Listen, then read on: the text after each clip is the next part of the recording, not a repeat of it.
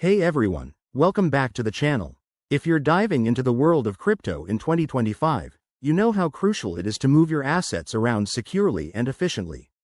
Today, we're breaking down how to transfer crypto from Coinbase to another exchange. Whether you're switching to a new platform for better rates or just diversifying your portfolio, this step-by-step guide will have you sorted in no time.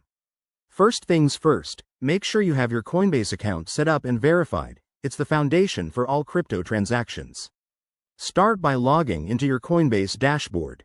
Once you're in, navigate to the Assets or Portfolio section and select the cryptocurrency you want to transfer, like Bitcoin or Ethereum. Now, head over to the exchange you're sending it to.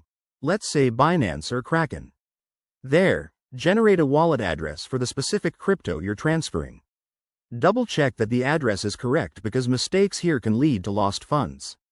Back on Coinbase, go to the Send or Withdraw option for your chosen asset. Paste the wallet address from the other exchange, enter the amount you want to send, and review any transaction fees. In 2025, you might notice lower fees thanks to advanced blockchain tech, but always confirm them upfront.